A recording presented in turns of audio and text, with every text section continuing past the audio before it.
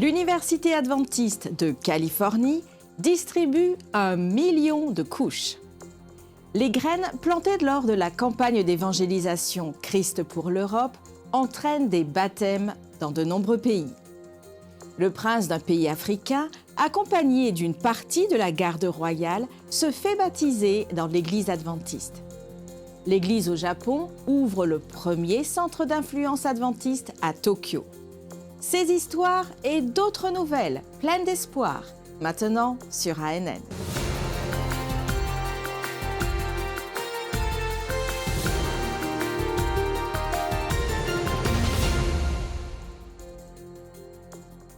Les dirigeants de l'Église adventiste du 7e jour de la région intereuropéenne se sont réunis en Bulgarie pour leur assemblée de fin d'année afin d'évaluer la croissance de l'Église.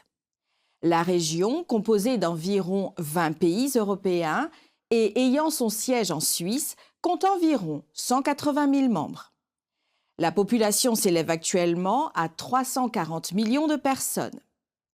Les dirigeants de la Conférence générale des adventistes du 7e jour ont mis en avant la mission comme thème central de cette rencontre. En tant qu'Église mondiale adventiste du 7e jour, 3 mots nous importent: unité, identité et mission. Nous partageons ce message partout, dans chaque rencontre et à chaque occasion. Nous invitons les gens à prêter attention à notre unité et à travailler à cela, à préserver notre identité et à s'engager dans notre mission. C'est mon message et celui de la Conférence générale pour la division intereuropéenne. Nos nombreux défis et opportunités sont différents, mais surtout dans mon domaine qui est le secrétariat, nous sommes très focalisés sur notre mission mondiale. C'est un énorme défi pour nous. Nous ne sommes pas présents en tant qu'adventistes dans de nombreux pays et nous devons trouver des moyens d'entrer dans ces pays. D'autres pays ont une présence adventiste très faible. Aussi, nous devons trouver des moyens d'entrer ou d'amplifier notre présence dans ces régions. Nous travaillons sur un projet que nous appelons Mission Refocus. Il consiste à inviter tous les territoires du monde à envoyer des missionnaires vers tous les coins du monde. Si nous travaillons ensemble, nous serons plus forts et pourrons accomplir notre mission à travers le monde. C'est un défi et une opportunité que nous avons. Et par la grâce de Dieu, nous relèverons ce défi et saisirons cette opportunité pour le Seigneur. De nombreux moments étaient réservés à la prière. L'un des domaines mis en évidence était l'évangélisation par le biais des ministères des médias. Pour finir, les dirigeants ont approuvé un document énumérant des stratégies pour la formation de disciples numériques. Les choses ne sont pas faciles dans notre monde aujourd'hui. Et pourtant, nous savons que l'Église en Bulgarie est vivante et en croissance. Nous encourageons fortement ce développement. Les enfants et les jeunes sont distraits par leurs appareils, mais nous pouvons utiliser ces appareils pour prêcher l'Évangile. Réunir ces deux éléments de façon positive est un défi que l'Église doit relever. Et avec la bénédiction de Dieu, elle le relèvera et cela contribuera au prochain retour de Jésus. L'hôpital adventiste de Sydney a été élu meilleur hôpital pour les soins ambulatoires du cancer. Selon l'enquête annuelle sur les cliniques de cancérologie ambulatoire, le Centre de lutte contre le cancer de Sane, l'hôpital adventiste de Sydney, a été élu meilleur hôpital de Nouvelle-Galles du Sud pour la 6e année consécutive. Cette année, plus de 8000 patients provenant d'environ 40 établissements, publics et privés, ont été interrogés. De plus, ce centre a obtenu la première place, surpassant les autres dans 12 domaines. SUS Domaine évaluait l'expérience générale des patients, l'efficacité organisationnelle, la politesse du personnel, le confort et la propreté des installations, ainsi que le travail d'équipe du personnel médical. Le prince d'Eswatini, un pays d'Afrique australe bordant le Mozambique et l'Afrique du Sud, a été baptisé.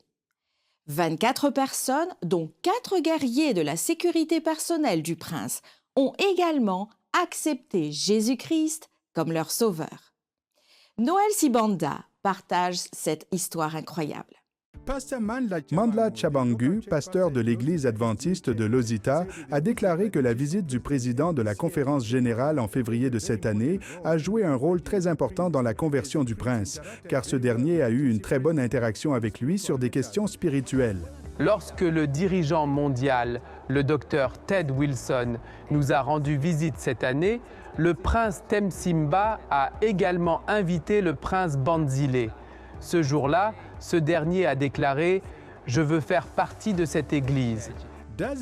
Des dizaines de personnes et des membres d'église de la famille royale, y compris la communauté de l'église locale, ont assisté à cet événement prestigieux et médiatisé, officié par le président de la division, le docteur Akombwa, et les dirigeants locaux à l'église adventiste de Lozita. En prenant les vœux de baptême, les 24 nouveaux convertis étaient heureux de rejoindre l'église adventiste du 7e jour.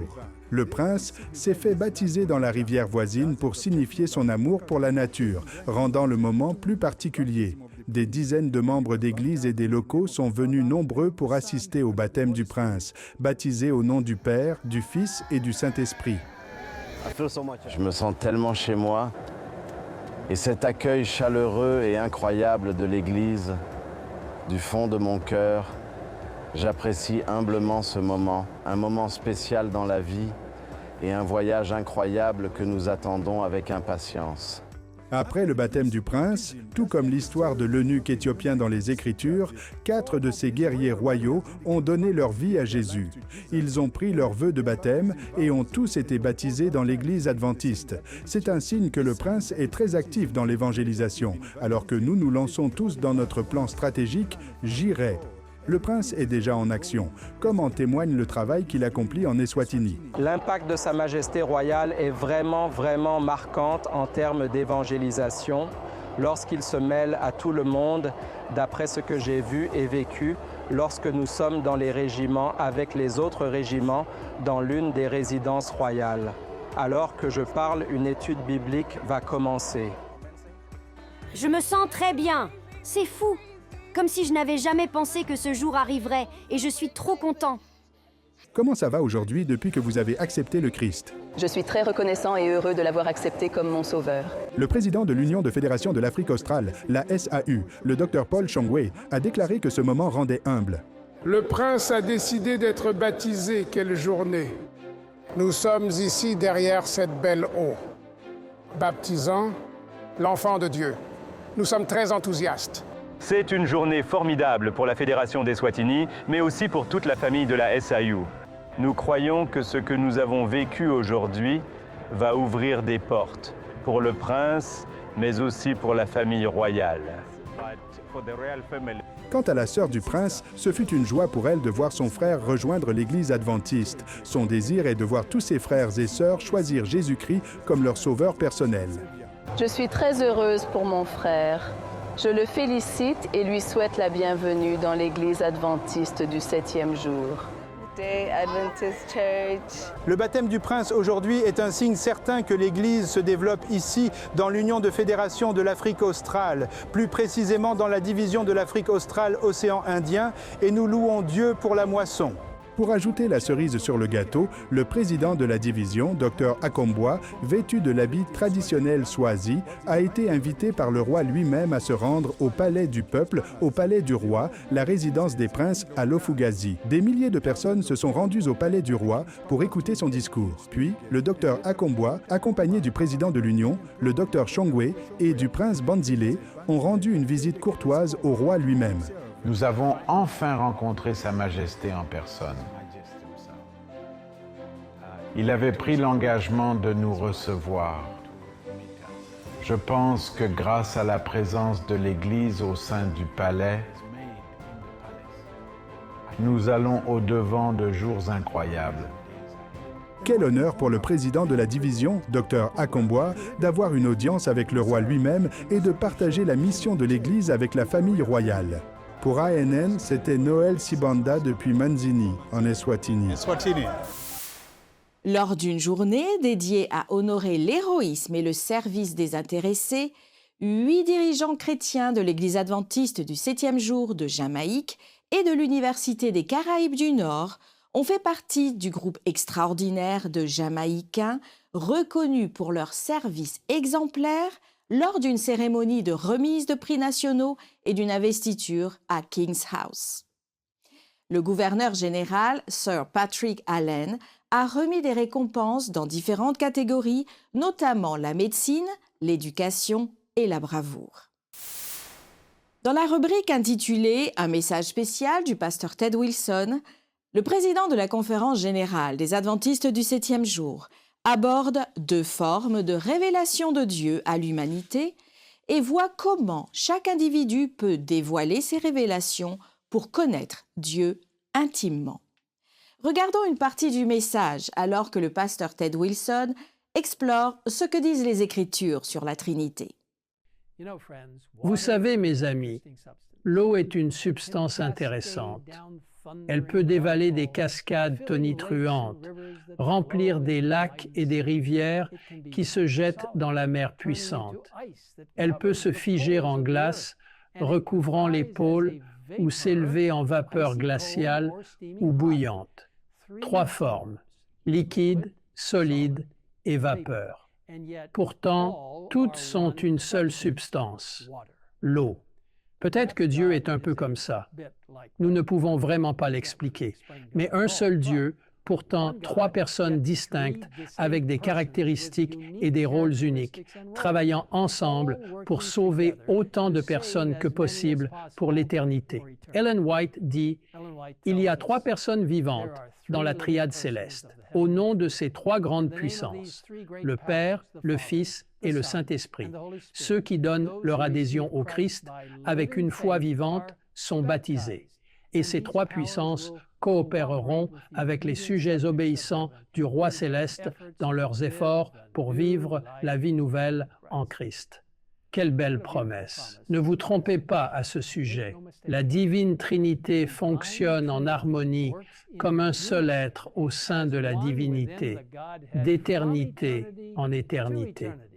Ce message, ainsi que d'autres messages hebdomadaires du pasteur Ted Wilson, peuvent être visionnés et partagés sur la page YouTube officielle de l'Église adventiste du 7e jour. Une opération de distribution de couches à San Bernardino, en Californie, a permis de distribuer gratuitement 1 million de couches depuis son lancement il y a environ 1 an. Pendant une période financièrement difficile avec une inflation croissante, le projet de distribution de couches a permis d'offrir une aide indispensable en faisant économiser environ 250 000 $ aux résidents locaux. Fonctionnant à partir d'un parking d'une école élémentaire, cette opération permet de distribuer environ 80 000 couches par mois. Les conducteurs font la queue dans leur voiture pour obtenir de cette aide et reçoivent fréquemment des articles supplémentaires ou des références à des services de soutien. Les bénévoles distribuent également 600 boîtes alimentaires chaque mois. Cette initiative est coordonnée par l'Université de Loma Linda en partenariat avec plusieurs autres organisations de la communauté. Des pays en guerre, l'Église au travail, le Saint-Esprit qui agit, des personnes qui se font baptiser. Découvrons notre 3e rapport sur Christ pour l'Europe. À travers les pays en Europe, plusieurs témoignages d'enfants ont touché nos cœurs.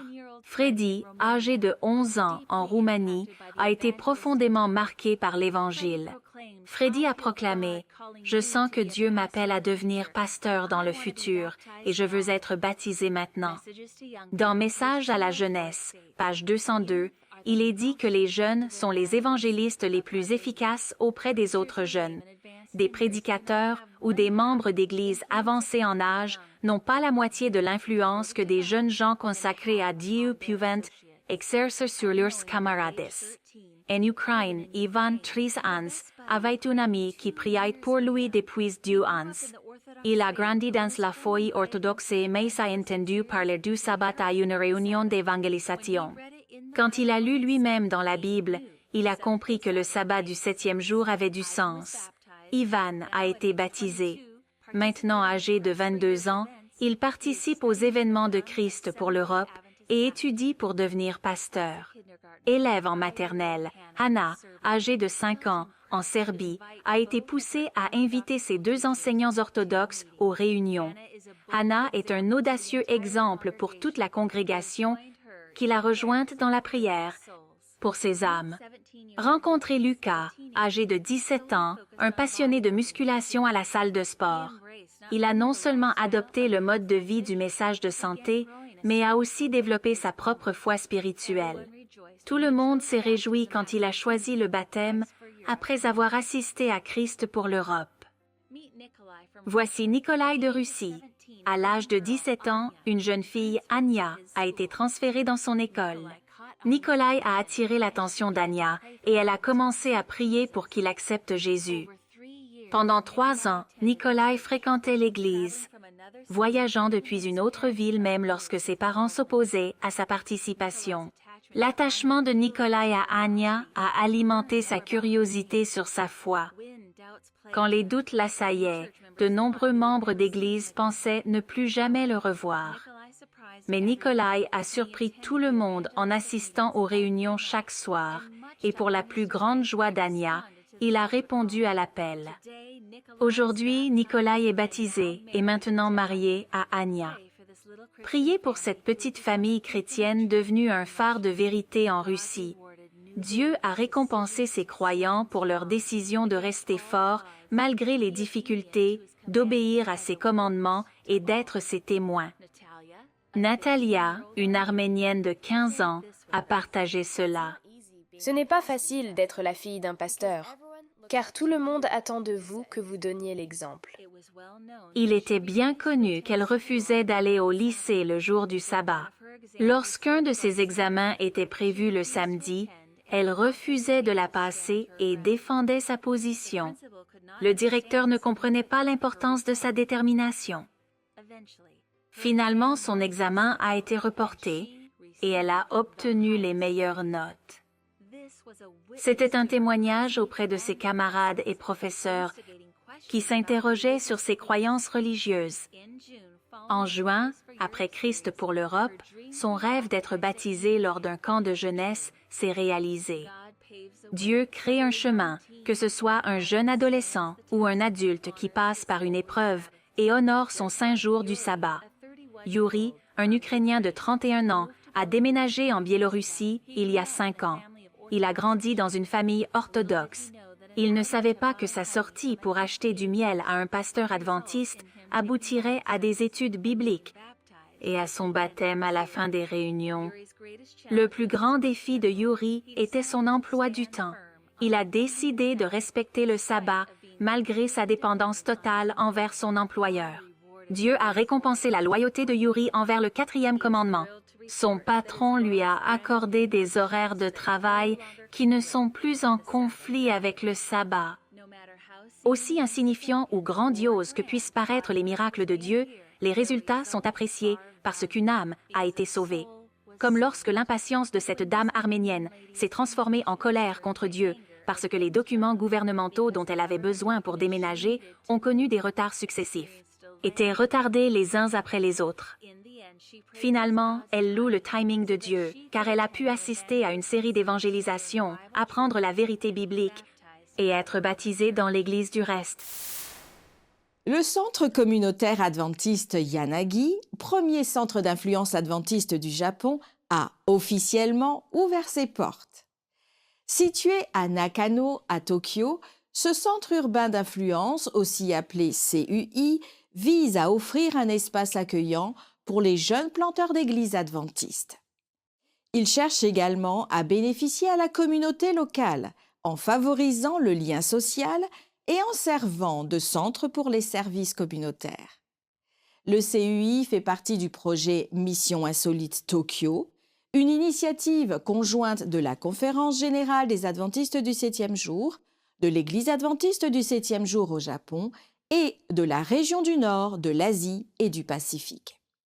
Le CUI offre un lieu neutre pour les programmes de l'Église tels que le culte, les études bibliques et la planification des services communautaires. Chaque trimestre, une partie des offrandes de l'école du sabbat est destinée à soutenir des projets spéciaux dans le monde entier. Je vous invite maintenant à nous rejoindre pour un voyage rapide au Cameroun, un pays d'Afrique où vit une petite fille nommée Ketia. Voyons ce que c'est que de passer un sabbat spécial avec elle. Ce fut un sabbat très spécial au Cameroun, ce pays africain. En fait, ce sabbat fut remarquable dans le monde entier. Le 3e sabbat du mois de mai est la journée mondiale de l'aventurier. Un jour où les clubs aventuriers du monde entier célèbrent leur section. Que signifie être un aventurier? Ketia et les autres aventuriers de son club ont passé du temps à réfléchir à cette question. Qu'est-ce que cela signifie d'être un aventurier? Est-ce que cela signifie lire et mémoriser la Bible? Est-ce que cela veut dire gagner pour passer des grades? Est-ce que cela signifie se réunir pour des activités amusantes? Ils étaient tous d'accord pour dire que c'était des activités importantes. Mais il y a autre chose de plus important. Ils ont tous compris et accepté qu'être un aventurier signifie aider les autres. Cela signifie aider ceux qui sont dans le besoin, tout comme Jésus le ferait s'il était sur terre aujourd'hui. C'est être les mains et les pieds de Jésus. Ketia et ses amis ont décidé de célébrer la journée mondiale de l'aventurier en rendant visite à des enfants qui n'ont pas de parents. Le sabbat après-midi, Ketia et 14 autres aventuriers sont allés à l'orphelinat avec un maître guide adulte. Les orphelins savaient que les aventuriers viendraient leur rendre visite et ils les ont accueillis avec un enthousiasme dans une grande salle de l'orphelinat. Les aventuriers se sont placés d'un côté de la pièce et se sont présentés aux orphelins. Quand ce fut le tour de Ketia, elle sourit et dit « Je m'appelle Ketia et j'ai 9 ans.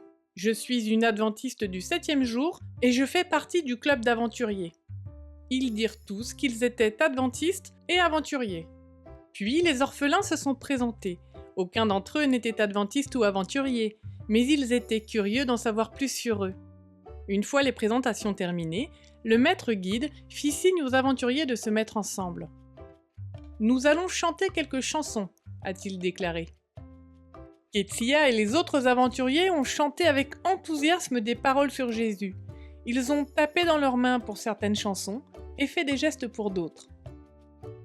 Après avoir fini de chanter, les orphelins ont demandé aux aventuriers de chanter à nouveau, puisqu'ils ont aimé ce qu'ils ont vu et entendu. Les aventuriers chantent une fois de plus, et les orphelins les écoutent avec beaucoup d'attention et un sourire radieux. Ensuite, le maître guide a donné un court message disant aux orphelins que même s'ils n'avaient pas de parents, ils avaient un Père céleste qui était toujours prêt à les aider. Il a terminé son discours en priant pour les orphelins. Puis vint le moment tant attendu par Ketia. Il était temps de distribuer les cadeaux. Ketia et les autres aventuriers apportèrent du savon pour les offrir. Les orphelins n'avaient pas de savon et ils devaient parfois prendre des bains et laver leurs vêtements sans en avoir. Ketia tend 2 barres carrées de savon brun à une fillette de 6 ans. La petite fille a fait un grand sourire. Elle était si heureuse. « Merci !» s'exclame-t-elle en acceptant le cadeau. Lorsque Ketia vit le sourire de la fillette et entendit sa gratitude, elle apprécia beaucoup. Elle était heureuse qu'avec les autres aventuriers, ils aient pu partager des chansons et du savon avec les orphelins. « C'était un sabbat extraordinaire », a déclaré Ketia. « Mon souhait est de vivre encore cette expérience d'aide aux personnes dans le besoin. » Une partie de l'offrande du 13e sabbat de ce trimestre contribuera à l'ouverture d'une école adventiste du 7e jour au Cameroun, pays d'origine de Ketia, où les enfants apprendront à aider les autres comme Jésus l'a fait. Merci d'avoir suivi ANN. Rejoignez-nous la semaine prochaine pour plus de nouvelles du siège de l'Église adventiste du 7e jour.